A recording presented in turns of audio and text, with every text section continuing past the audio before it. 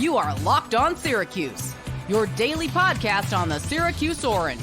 Part of the Locked On Podcast Network, your team every day. With or without Donnie Freeman this season, all right? Let's say even if we get a positive update or a negative update, it doesn't matter. We have to talk about what's next for Donnie Freeman in the Orange.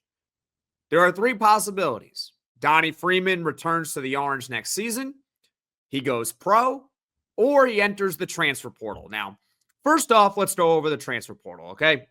I think it's hard to predict, or it depends. Predicting whether or not someone enters the transfer portal. Sometimes the writing could be on the wall. For example, last year, Justin Taylor entering the portal was pretty predictable. I think we all saw that coming a mile away, given his performance that season and wanting to get a fresh start somewhere else. But also, the portal can surprise you as far as who you lose on your team. An example that comes to mind is Malik Brown. I was pretty surprised when Malik Brown entered the portal, especially because it seemed like after Syracuse was eliminated from the ACC tournament last year, it seemed like Malik Brown said he was going to come back. And nothing had really changed between then and when he decided to enter the portal. I mean, Donnie Freeman was still committed to Syracuse. So I was a little bit surprised. So you never really quite know as far as the portal. But now it comes down to, is he going to go to the NBA, the G League, or is he going to stay at Syracuse? It's a little bit easier to predict that because you got mock drafts. Mock drafts they're not perfect, but they can give you an idea of where a prospect ranks in the NBA. For example, if Donnie Freeman was absolutely tearing it up this season and he was projected to go in the lottery, I think it would be a fair assumption that he would go to the NBA. He would not be coming back to Syracuse basketball or entering the transfer portal. If you're going to be a lottery pick, you're going pro after one season. So as far as NBA mock drafts, this morning I took a look at 4 of them to see where they had Donnie Freeman, and all of these mock drafts at the time that I looked at them were published within the last week. So Sports Illustrated, they had him at 26th overall, so that's a first-round pick.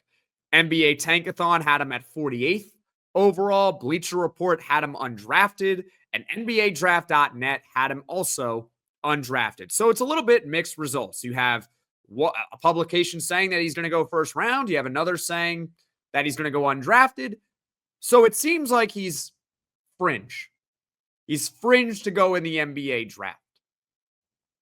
Based on these mock drafts, I think it's fair to assume that this could easily turn into a Judah Mintz situation from a couple of years ago regarding Donnie Freeman. Now, for those that don't remember what happened with Judah Mintz just a couple of years ago, not talking about 2024, I'm talking about 2023.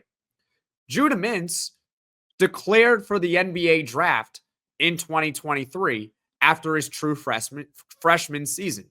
He declared for the draft, but he maintained his college eligibility, something that he did not do in 2024. In 2024, he declared for the draft and said, I'm out, that's it, no maintaining college eligibility. With Donnie Freeman, with 2023, he declared for the draft, maintained college eligibility, and then got feedback. I believe he participated in the NBA Combine as well. Ultimately, he decided to forego the NBA draft and return for another year at Syracuse. I could easily see that happening with Donnie Freeman. He seems like he's going to be a fringe NBA prospect this offseason. Whether or not he comes back or not is irrelevant for this season. So I would say it's more probable than not that he's going to enter the NBA draft, but also maintain college eligibility. Now, whether or not he decides to enter the portal is another discussion for another day. I have no idea. But that's what I could see happening with Donnie Freeman. And the good news for Syracuse basketball is that they are well equipped for either situation to occur. They do have a good succession plan from high school. If you talk about their high school recruiting, right? Since a lot of people are talking about their high school class coming in 2025, top 10 in the country, right?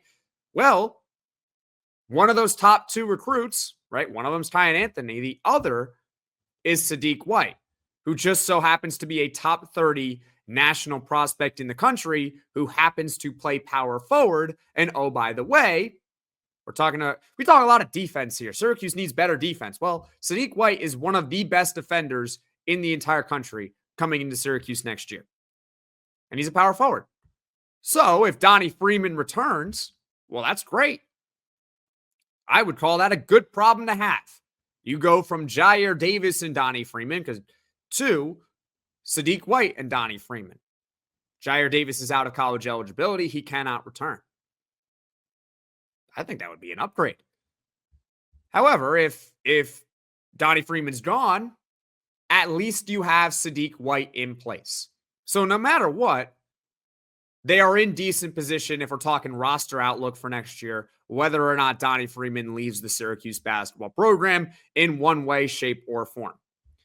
It would be amazing to have him back, but in my opinion, I don't think it's a necessity that he comes back in order for Syracuse to reach the NCAA tournament in 2026. Because make no mistake, they better be in the tournament in 2026. Enough is enough. This is, barring a miracle run in the conference tournament, this is going to be the fourth consecutive year they're not in it. They better make it next season. I don't care if they come up with a number one recruiting class in 2026. They better make it. But either way, they're in decent position if Donnie Freeman does or does not return. Obviously, I think we would all prefer that Donnie Freeman returns to Syracuse basketball. I'd love to hear from you in the comments section below, your thoughts on what's going on with Donnie Freeman. What do you think he brings to the table? And of course, what do you think he's going to do this offseason? You think he's coming back for another year, or you think he's going to go pro or perhaps enter the transfer portal? I love to hear from you in the comments section below.